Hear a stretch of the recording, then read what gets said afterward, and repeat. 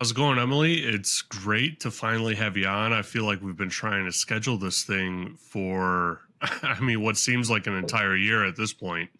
Yeah, no, I'm glad we could finally make it work, make it happen. So yeah, I'm excited to be here and to chat with you. Yeah, absolutely.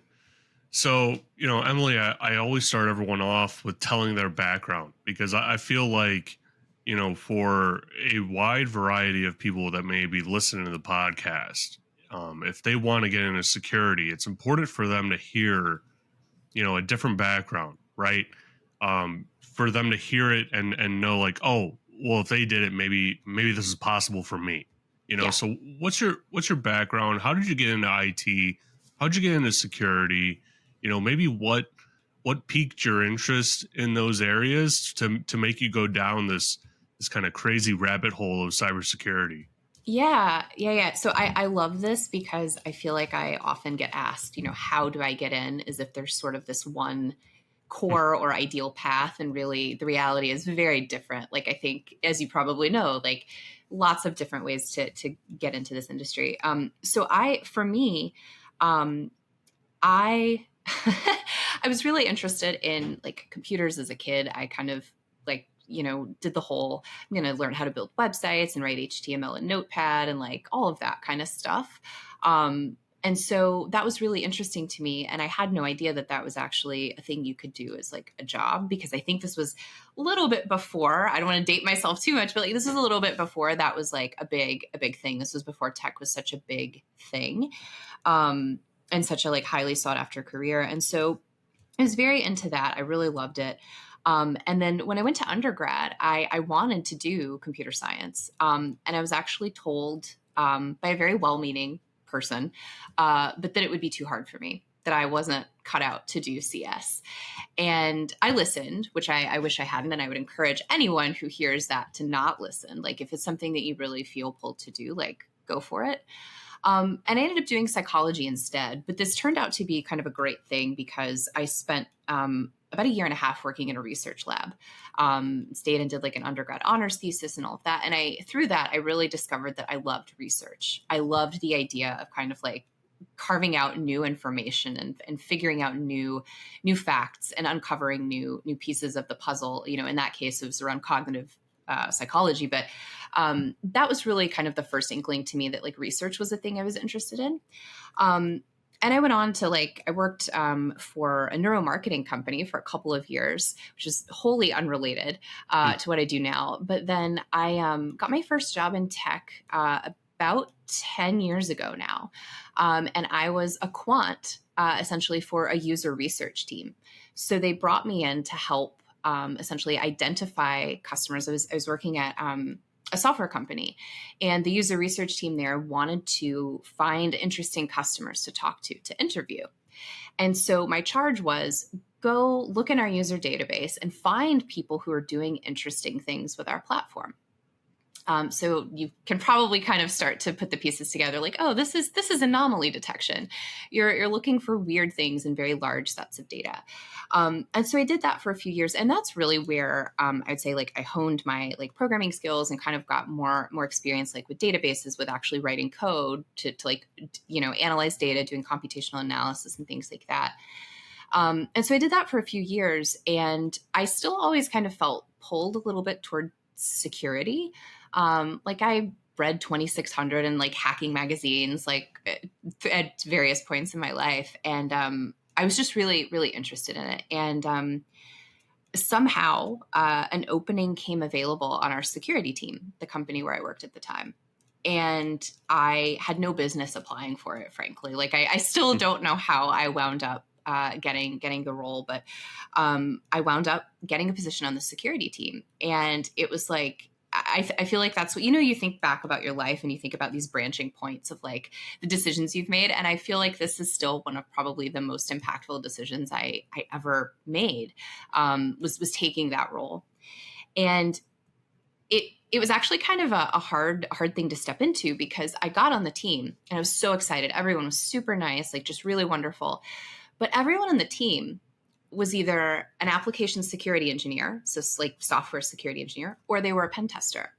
Hmm. And I was like, well, I I'm not one of those. Like I can write code, but I'm not a software engineer. I can kind of figure things out, but I'm not a pen tester. And so I had to spend some time kind of figuring out like how my skills actually fit into this broader team. And it turned out that in that particular scenario, I had been at the company for a while. I knew the data, I knew the user data quite well. I knew our databases. And so that actually put me in a good position to be able to help from a security perspective, find unusual things that were going on in our environment, in user accounts, against the application, like all of that kind of domain, right? And so it enabled me to actually carve out another sort of like subgroup on the team, which became the blue team for our org. So that was really, really cool and rewarding, kind of going from, I have no idea what I'm doing here, to everyone kind of going, you'll figure it out. It'll be fine.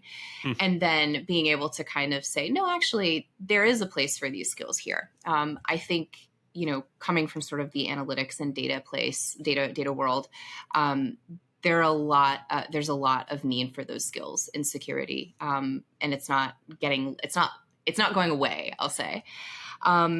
And yeah, so I spent a few years there and worked on a couple of big projects where I felt like I really wanted to get into security research. That was really just like what was calling me.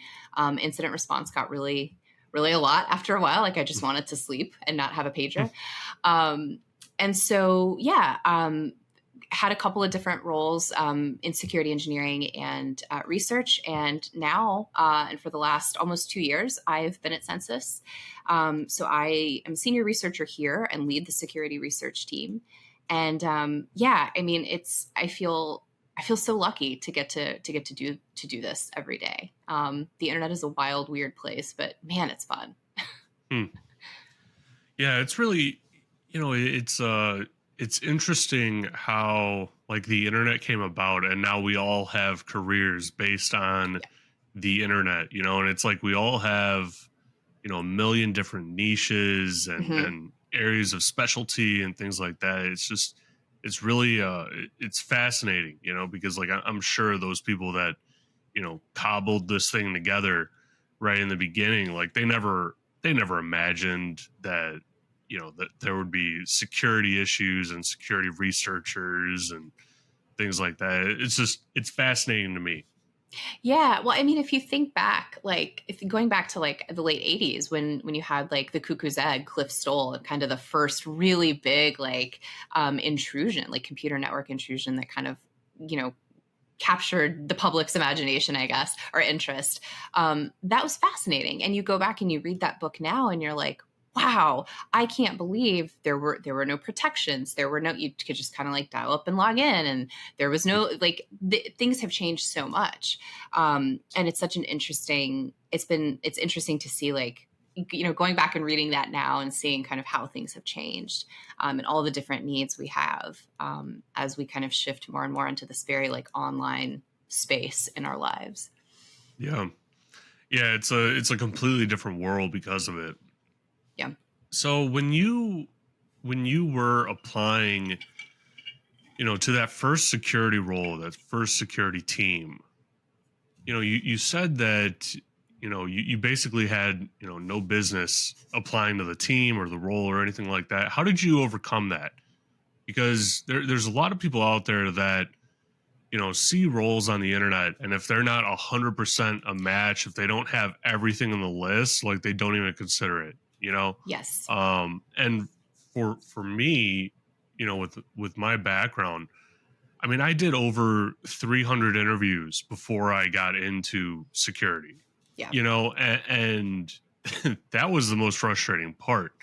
And I was applying to things that, I was 50% a match for. Hmm. I would meet the I guess the social skill part of it, but I wouldn't meet, half of the mental skill or the technical skill part of it. Hmm. So how did you overcome that part of it? Was there anything that you did that, helped you through it, or did you just say, screw it, I'm going to see where this goes? It was a little bit of both.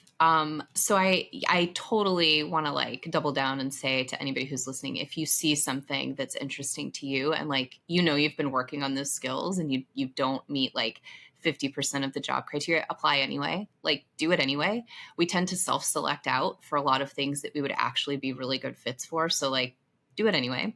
And this was kind of that, like, and to give some more context for this, in my case, it was a little bit of a special situation because it was an apprenticeship program. So kind of like an internal internship where the applicant got like 3 months to go join this new team, kind of see if it's a good fit. And then if at the end of the 3 months it was, then you'd get hired onto the team. And if not, you had the safety net of your existing position to sort of fall back into. So I want to fully acknowledge, like, I had a lot of safety nets and kind of training wheels, and sort of like, this was a very unique situation. But in terms of preparing and kind of getting ready, I leaned really heavily on the experience I did have. I was like, I've been here several years. I know the user data. I understand the application. I understand, from a user perspective, I understand where things are in the database. Like, I know kind of where the skeletons in the closet are, if you will. And so I kind of leaned on the things that I knew were my strengths. Which I think is always a good strategy, right? Like, leaning on things that you know very well, and kind of going from there and saying like, hey, this is what I can bring to the team, and also showing that I kept up with security news even then, like following certain RIP Twitter, I guess, but like certain accounts on Twitter, or like different blogs, different security kind of influencers, even back then.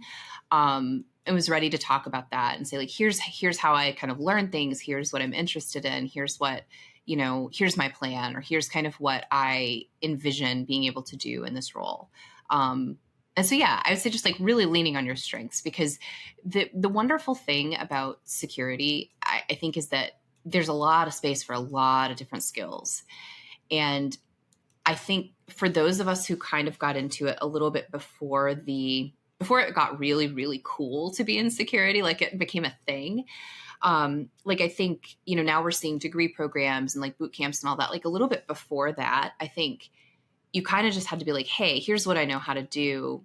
I'm really good at this thing. And I think I can add some value because this is my area of expertise. Yeah, so I feel like that, your mileage may vary. Again, everybody's got a different background and different experience, but for me, that's kind of what I tried to lean on. Hmm. So did you know the hiring manager beforehand, or anyone on the team beforehand? I had like met them briefly at different like company functions, but I actually did go and like talk to the hiring manager a little bit ahead of time. And I was like, hey, I'm really interested in this. I just want to let you know I'm going to be putting in my application, just to kind of chat with him and let him know like, hey, I probably don't have a really strong chance at this, but I'm going to give it a shot. But apart from that, no, like I really didn't know anyone on the team at the time. Hmm. Yeah, I have a good friend of mine that I actually grew up with, and he went down a totally different path in life, and he's, a warehouse worker, and he's been doing that for like 15 years at this point. Mm-hmm. And he's kind of miserable. And so he's always been interested in IT and security, and I always told him like, hey man, you're literally working at a giant company. I guarantee you they have, not just one security team. They have like Yeah. probably 5 or 10 security teams. Like, all you need to do is just reach out to someone in IT and go from there. Yeah.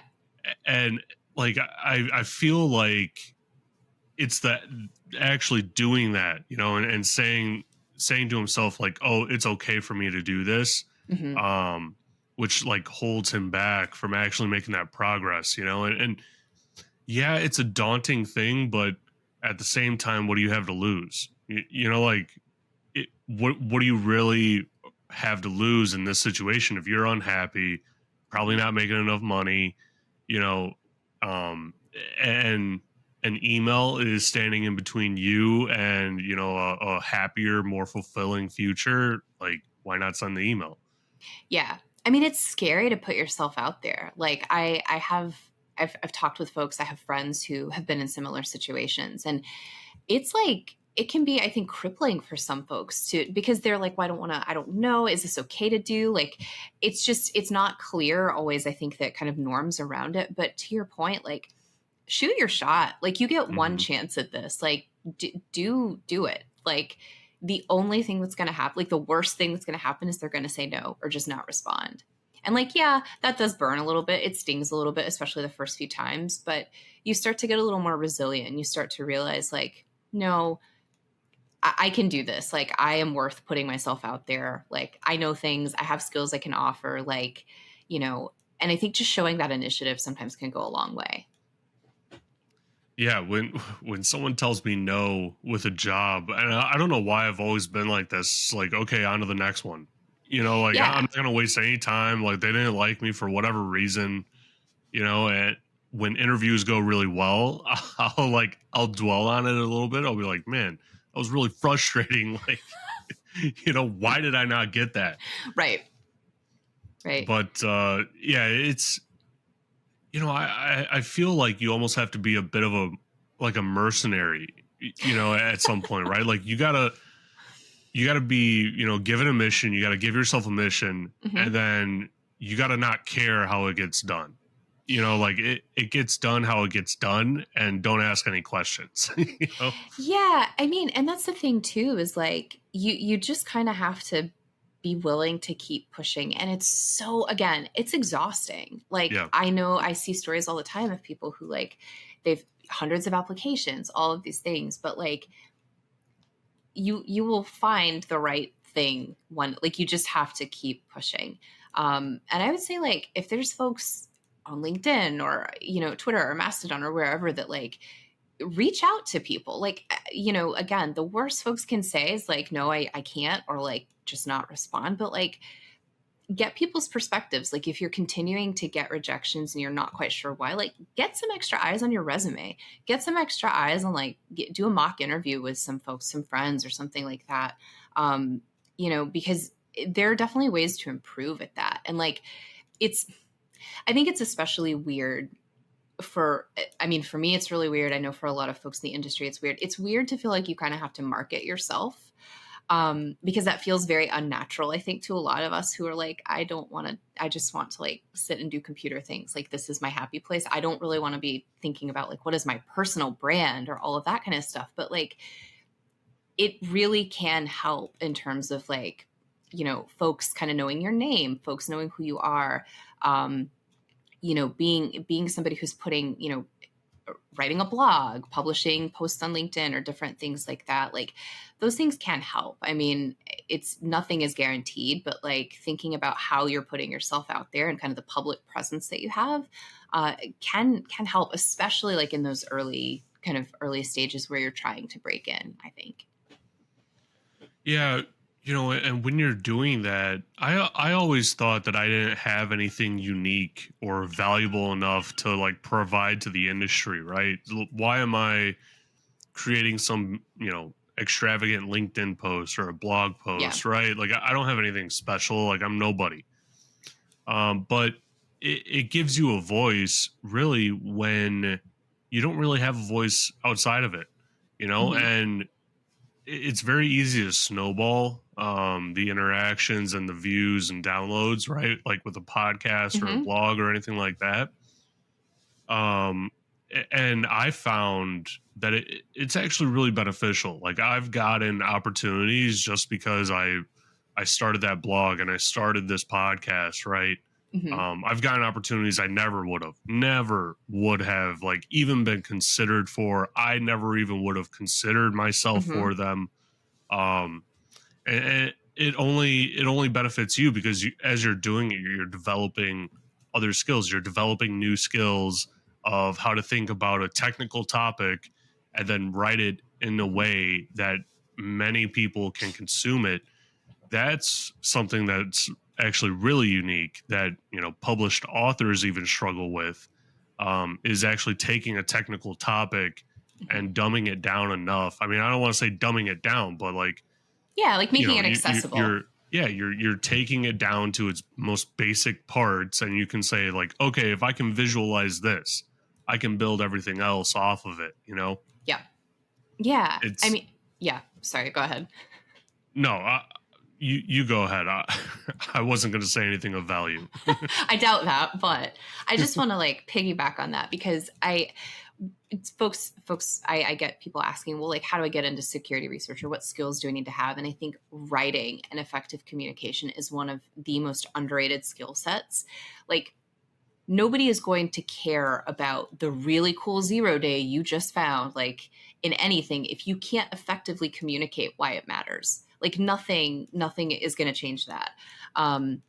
And so being able to like communicate those ideas effectively and at different levels, like, in my role now, like I have to talk to folks who are, who are other researchers who are deeply in the weeds like I am, and also like folks at the executive level. So being able to kind of go between those two levels and figure out like, well, what's important to like bubble up to folks who maybe don't want all the weeds, don't have time for it, or that's just not their wheelhouse. Like being able to do that and figure out like, what is the executive summary of what I'm trying to say, essentially. It's really important. And I know it's not like the most exciting thing, but it's so, so critical for being able to like get your work noticed, get your work kind of to help push it forward, to help others understand the impact that you might be having or could have. Being able to communicate is just, especially in a written form, is just so, so important. I can't understate that, or I can't overstate that enough. Yeah, when I was working for a credit bureau, I- actually, this was the only time that I ever had a technical writer on the team, and she was, fresh out of college, studied English, Hmm. maybe the most boring topic to me. Like when I delayed taking, I had two English classes to take in undergrad, and I delayed taking them both until like senior year because Oh I my gosh. I hated them so much. And everyone's like, "Oh, you're the oldest person in here. Like we're all freshmen." I'm like, "Yeah, I hate English so much. Yeah. Like I'm already speaking it. Why do I need to learn about it?" Um, that was just my mentality with it. Yeah. But it was really helpful for her to be there, right? That had that totally different skill set, Hmm. right? She's not technical at all. So when we're talking about technical things and she has to take notes and create a paper about it, a community post, whatever it is, she would have to slow us down, be like, Hmm. hey, break this thing down for me. Why does it work like this? Why does Hmm. this make sense? Why did you say this? And she also learned a lot, and now she's moving into more technical roles, Oh, that's awesome. just from that experience, which is it's really interesting. I never would have thought that that was a possibility. Yeah. I mean, I worked with someone who, excellent pen tester, one of the best I've worked with, who, in terms of like writing reports, thinking through ideas, collaborating with others, and just obviously the skill set that he had. He was like a master's in literature. Like, no like formal educational background in it, like totally different, but it gave him this different perspective, and it gave him a way to be able to really clearly communicate the ideas and the things that he was finding. And it just made him a stellar pen tester. Like, he was just fantastic at his job because he could actually talk about at multiple different levels, like what he was finding, why it mattered, why should we care, why do we need to patch this. Like, it was just, yeah. I think having those like different backgrounds on a team is so, so important because you get all that different perspective. Hmm.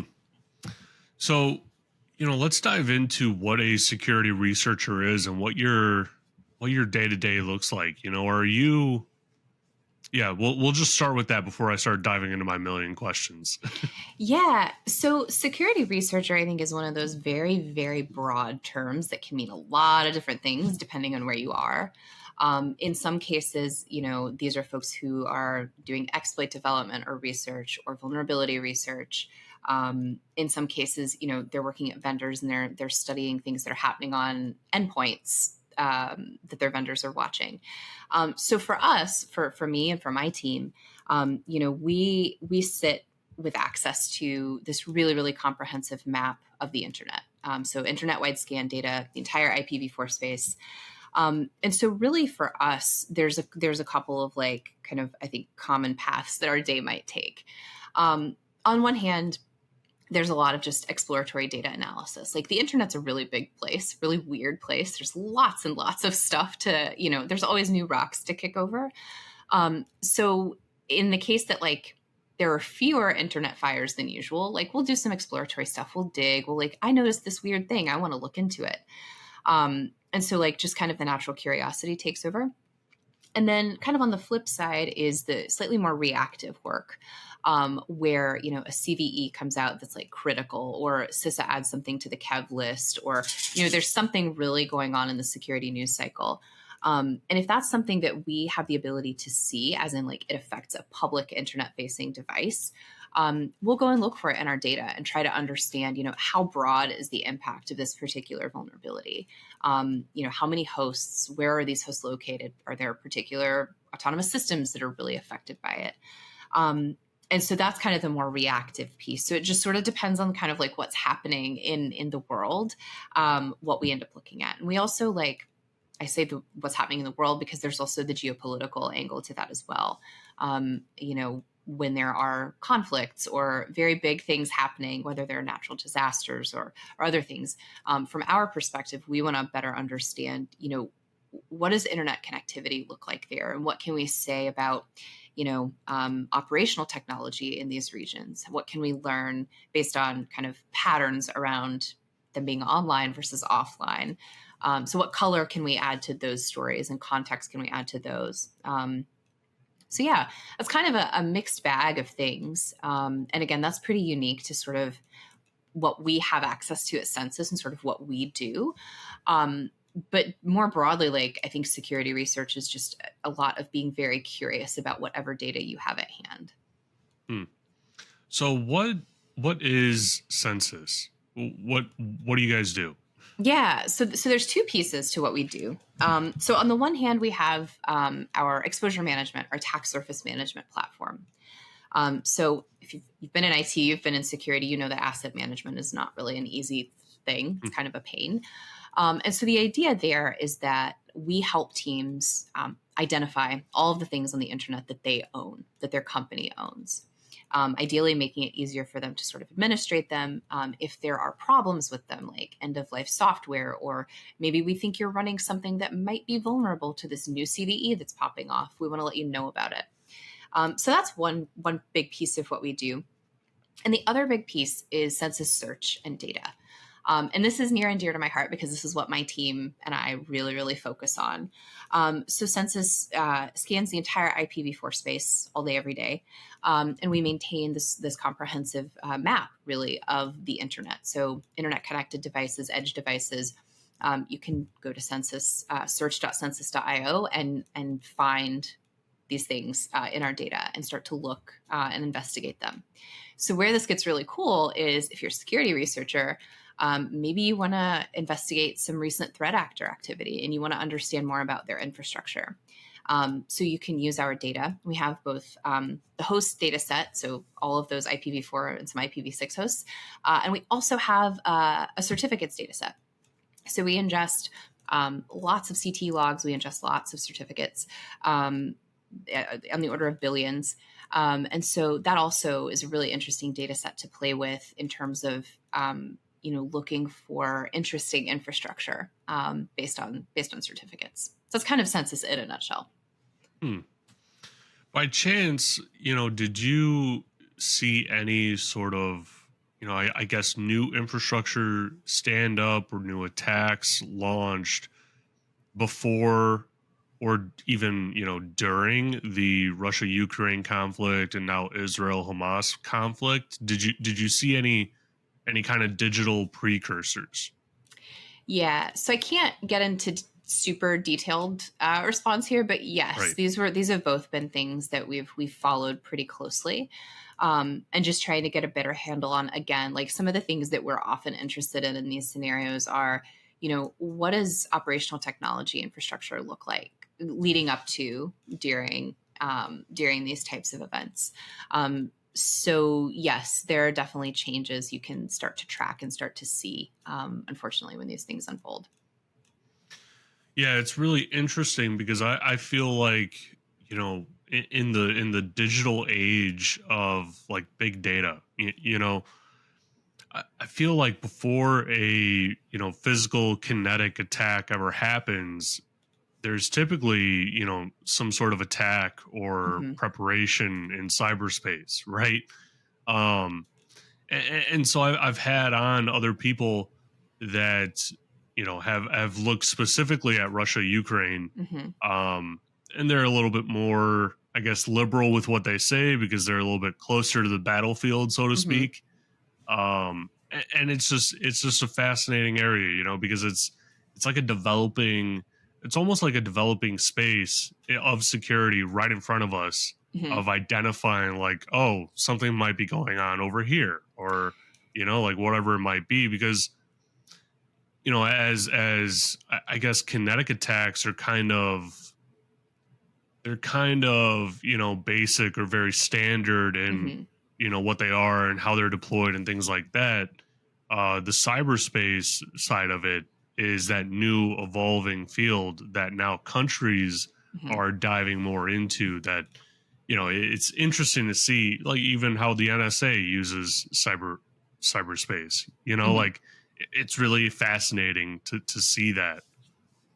Yeah, one thing that was super interesting to me during kind of the ramp up of the Russia Ukraine conflict was the Ukrainian IT army, sort of self organized group of folks on Telegram who were just like, we're going to try and attack Russian infrastructure. And it was just this sort of kind of ad hoc group of folks who were trying to like DDoS different Russian sites or, do what they could to have some kind of impact to like impose cost and difficulty on Russia.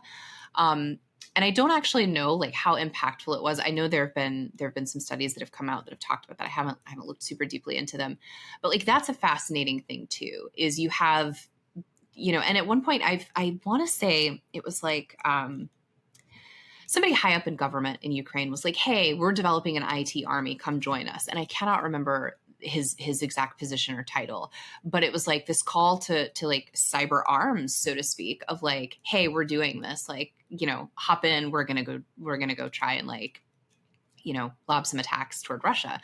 And so that was just fascinating to me to see like such a large scale kind of civilian orchestrated kind of thing. Um, and so, yeah, I think you're right. Like, I think this is a very interesting time. Like, we've seen, you know, kind of precursors to these sorts of things in the past, but I feel like this is really like this is the new way forward. Like, this is how things will go going forward. And so, if a nation is spending a lot of time developing offensive technology and kind of letting the defensive piece of it from a cyber perspective sort of fall, I think just broadly speaking, I think that's a huge disservice because while the exploits are cool, like you've got to be able to defend, you've got to be able to detect and defend these types of things. Right. Yeah.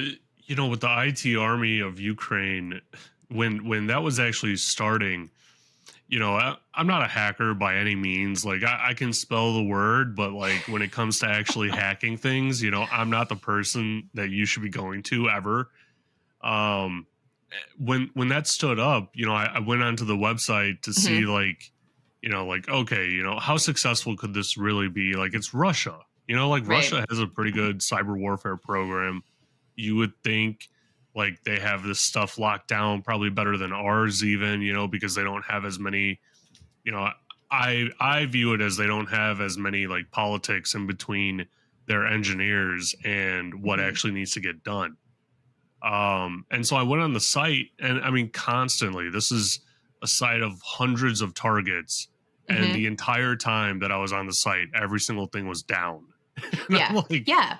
So there oh were my there were all of God. these like coordinated DDoS campaigns and like they were just sending like multiple requests, obviously as a DDoS would, but like it was just this in browser thing. Like they made it very easy to actually do, which I thought was fascinating. Um and yeah, so like it was kind of interesting to see that like yeah, they actually did like DDoS a bank or like other different like services and companies. It was like, "Oh, well, this is an interesting phenomenon. Like I don't think I've ever actually seen this play out in my lifetime like this." So, Yeah. I don't think anything, maybe. I mean, what was like the last time, a large group of people came together and achieved something might have been like the collapse of the Soviet Union, like when they had the protests across Europe, right? Like Yeah. maybe. I Um, don't know. The first one in cyber warfare, like for sure, cyberspace for sure. yeah. Yeah, definitely. Like, I think that was just what was so, like, I even still looking back, like it just almost doesn't even feel real.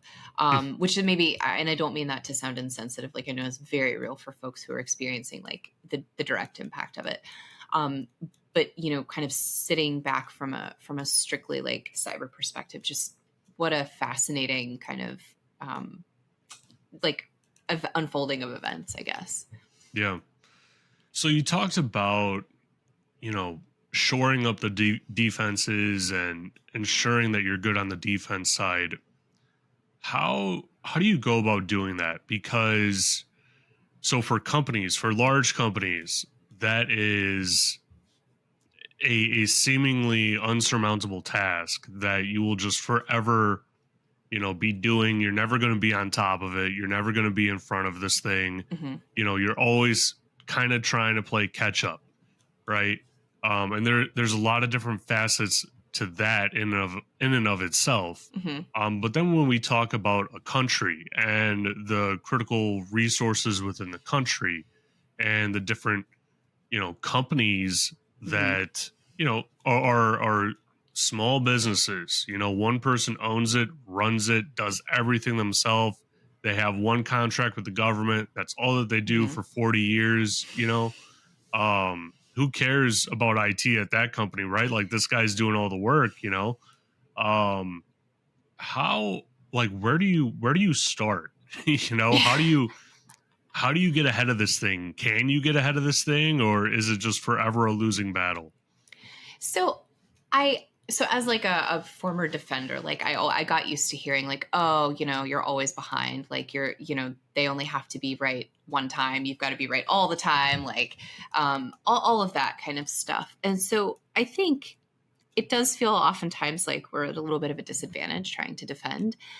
But I think, and to like, to be clear, I am not a policy expert or anything like that. This is just sort of my off the cuff, like thinking about this. So like, I would almost take some of those like, you know, principles that I would try to apply at a company and sort of expand them in a sense. So like, there are a couple of things that like if I'm coming into a company, we'll use this analogy, I'm coming into a company as a defender with no like actual blue team, no defense to speak of, right? There are a couple of things that I would do, right? And one of those is make sure there are logs and lots of them. Get a handle on the assets that we own. Like, where is everything? Where is all my stuff? And get kind of a sense of just like what does normal look like here in terms of logs and traffic and behavior and employee actions and all of those kinds of things. Like, get some baselines. These are very, very broad, I realize, but like so those are a couple of things that I think are really important as like trying to build a defense program, like as a cyber defender, right?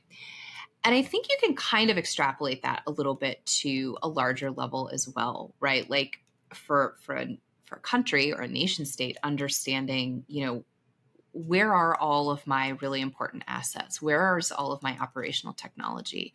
Who runs it? Do I have relationships with those organizations or individuals? Could I like identify all of them right now if I needed to? Do I have a list of those things? Do I understand what normal activity, and I will leave that very broad, do I understand what normal activity looks like? Having a sense of again, baselines, I think is really important. And then telemetry, right? Like, and I think we have many agencies who this is their sole focus, right? So like, I think this is probably an area where where most countries, I would say, probably already have a good bit of this going. But like, having the proper telemetry in place is really important so that you can actually start to understand what is normal, what is unusual, and can I actually point to measurements and point to like data to say like, this is something that's concerning. Well, why? Um, and so I think I feel like maybe that's a cop out answer, but just like thinking broadly about like how I approach it at companies versus how I would approach it for a larger kind of on a larger scale. Like, I think a lot of the principles kind of remain the same. Yeah, yeah, that's a good point. I mean, the principles, they tend to remain the same. It's just at a much, huger scale, Yeah. like significantly multiple times over. Um, so like, I really want to talk about maybe what's some of the research that you've dove into, right? What's maybe some interesting areas that you've researched, written papers about, potentially things like that. Yeah, there's been actually quite a few interesting things I think we've looked at this year. I think probably the one that I'm closest to has been all of the managed file transfer shenanigans. I often joke now that MFT actually stands for my favorite topic because it's like all I thought about for months on end. Um, so kind of looking at that whole ecosystem, which we're shifting really, we're taking like a hard left away from like talking about nation state, like cybersecurity to like cybercrime, right? A totally different flavor of things and different flavor of actors and all of that. But this was actually like, so we had Move It over the summer, which has just been kind of really this awful like fallout we're seeing. There have been some others in the past. Go Anywhere. You can go all the way back to like 2020, and you see like kind of the way I think of it is like the bookend, this sort of initial file transfer hack that was kind of along the same lines. Was Excelion's legacy file transfer. And that was a CLOP operation. So CLOP, extortion group, ransomware group, all of that, right? And they've actually gone on to hit several other tools in this category. So I think it's been written about, folks have talked about it, but there have been multiple tools in this vein that have been uh, targets of attacks, particularly by CLOP, in some cases for ransomware, in some cases just pure extortion. Um, and it's really interesting because, like, if you look at their leak site, so they'll post the data leaks or a sample of them on their leak site. They'll give a company time to respond, and then if they don't, like they'll go public with the data. And they'll actually post notes and say like, hey, we're not interested in like government data, we're not interested in like all of that, like we're financially motivated. Like they will explicitly say we're just doing this to make money. um, and it makes a lot of sense because these tools are like, if you look at any of the websites for these tools, for Move It, for Go Anywhere, for ShareFile, for all of these other tools, right? The idea behind them is that they facilitate secure file transfer between and within organizations, and they do it or claim to do it in a way that is compliant with like lots of different regulations. So GDPR, PCI, your alphabet soup there. And so, like, this has been kind of fascinating to follow for me because from a financially motivated threat actor perspective, these tools are like a gold mine. Um, they are usually adopted by enterprise organizations. So, like, lots of data at play. And they also, so we did some research over the summer when Move It kind of was popping off. And we actually looked at every Move It instance on the internet that we could find. There's several thousand of them. And then we went through and did attribution on all of them. Like we wanted to see who owned them. And so we ended up being able to do that for, I want to say around 1,500 of those instances. And what we found was that the majority of these instances were either in financial services companies or healthcare companies. So like these are really highly regulated industries. We also found a non-trivial amount like in government space as well. But these are like highly regulated industries that have, arguably pretty sensitive data on hand. And they're big companies. So like that's been really fascinating to follow. And I think like I'm really curious to see kind of the next evolution of this. Um, because I have this sort of suspicion that these kind of like back office apps, so they're not necessarily like customer facing software, but they're like B2B types of applications. I feel like this is an interesting area for threat actors because it's not necessarily something I think we've often, thought about in terms of like the security of these tools because they're not like, again, like necessarily consumer facing all the time. Um, so I'm kind of fascinated with that. Especially so like also, and now I'm rambling a little bit, but one final thing I'll say kind of along these lines is during all of this file transfer sort of wild activity back in April, we also saw paper-cut print server software was also attacked by, I think it was Clop and Lockbit. And it wasn't a ransomware extortion. They essentially like used those servers to like gain access, gain a foothold on the network, and then install some like remote management software. But again, like this is sort of a like a B2B kind of tool. It's not necessarily like something that's customer facing or client facing, but it's there to like facilitate business. And so I'm kind of fascinated with this whole category of software, and sort of what we will see in the coming months and years as far as like those tools being targeted. Yeah. Earlier on in my career, I worked for a company that was B2B. Hmm. And, I didn't think, I never thought anything of it. Um, like if I had to transfer files to them or whatever it might be, I didn't think anything of it. I was told open up this tool, log into this Yep. thing, and do it. Sometimes I didn't even have to log in. Yeah. And now, now that I'm in security, right? Like it's like, oh, that was actually like really bad. Yeah. That was, that was frowned upon. Um, it's fascinating because it's a solution that just about every company has to have some sort of way of doing it, right? And Hmm.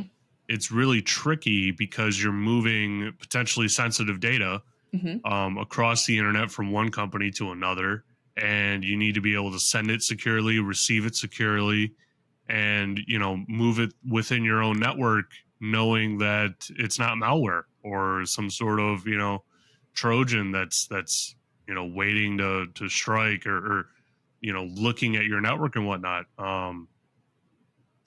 It's an interesting area, and I find it really fascinating that recently those attacks have kind of picked up, right? Like Hmm. now I'm starting to think of, things that are going on in the world and being like, oh, like, is it getting attacked this way? Hmm. And then my mind also goes down the rabbit hole of, well, the government still uses, couriers, like actual physical people, real people, Hmm. to take, sensitive documents from one facility to the other. They still actually do that, I mean, right? maybe Like, there's something to that, right? Like, they, I don't know. Like, yeah, I mean, just, with my limited experience with the government, they trust their technology, they trust their IT, architecture and team and everything like that, but they only trust it so much, right. right? Like Right. there's still, that's like the paranoid part of society. Like you want to talk paranoia, like go work for the government. Like Yeah. I've been in facilities where it's a cube farm and people have mirrors situated very specifically at their monitor so that they could see if anyone's looking at their computer Hmm. behind them without them knowing or whatever. Like that's the sort of people that are in those jobs doing that work. I mean, that's kind of fascinating because I mean, it sounds a lot like a lot of security folks I know, to some extent, right? Like, and I think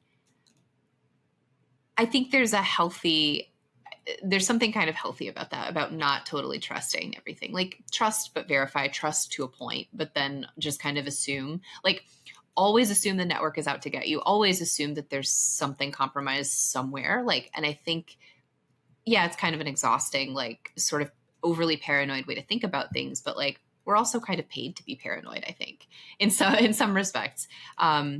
We kind of have to assume that that could be the case. Um, and so yeah, that's really funny because like I said, I've definitely worked with a couple of people who've been kind of on that level. And I mean I respect it. I get it. I think when you're kind of looking at this stuff all day every day, you just kind of have to assume that something like that's going on somewhere. Right. Yeah. Trust but verify. It's interesting. We even have to do that with like security solutions in this field, right? Yeah. Recently, I did a cloud native WAF POC, Hmm. and my manager chose a product that I was very against, Oh you know, no. and that has its own, you know, dynamics with it and whatnot. But, you know, at the end of the day, right, I'm an engineer. I'll deploy whatever you tell me to deploy. I think Hmm. it's a bad idea, but it doesn't matter, you Right. know? Um, and along with that came when he chose the other product, I'm like, okay, well, I don't believe that it's going to do what it actually is supposed to do. And Yeah. so I'm going to set up a lab environment where all I do all day long is attack this thing. When Hmm. we make a configuration change, you know, in front of an application, like I'm attacking that very specific rule set. Hmm. And if it ever, you know, pops, if it ever actually doesn't block it like it's claiming, then we're, you know, I'm going to be documenting all of it Yeah. and presenting it to you. Like, see, like we shouldn't have done this, you know? Yeah. um like even in security we have to really take those measures, because how do you know your EDR is actually doing what an EDR should if you never try it? I 100% agree. I've also been in this situation. Funny enough, like with a new WAF a few jobs ago, Hmm. same kind of thing. Like we need to test and make sure this actually, this does what it says it does, and in our case, it actually did. So everything worked out well. Um, but yeah, I mean, I feel like you kind of can't always take things at face value, particularly when you are essentially hiring a product to do a job for you. Like the whole idea is that you can kind of offload some of your like mental resources to this product, to this tool, and you need to actually make sure you can, because then if you can't, you're going to end up in a really worse situation than if you had, not installed the tool in the first place. um, and it can be hard to cut through like a lot of this sort of buzzwords and jargon and kind of like, oh, this will do this. Will it really though? um, I think it's important to kind of have an empirical approach and like, no, like show me the data. I want my hands on the data. I want to see proof. um, yeah. Yeah, absolutely. Well, Emily, you know, unfortunately we're coming to the end of our time here. I feel like we could talk for another hour or two. So Agreed. Yeah, agreed. This has yeah, been great. yeah, I'll have to have you on again, and we'll talk about, you know, maybe when you release, you know, some new research or something like that, you could absolutely come on and talk about it. But you know, before I let you go, how about you tell my audience, you know, where they could find you if they wanted to reach out to you, and where they could find Census. Yeah. So for census, you can go to census.com. You can also go to search.census.com, which is a lot of fun. Go search, go play around. It's free. Accounts are free, so you can sign up and go and have some fun with that data. And then for me, I'm on LinkedIn and Mastodon primarily these days. On LinkedIn, I'm just Emily Austin at Census. And then on Mastodon, I am MLE at infosec.exchange. So yeah, that's how you can find me. Awesome. Well, thanks, Emily. I really appreciate you coming on, and I hope everyone listening to this episode enjoyed it.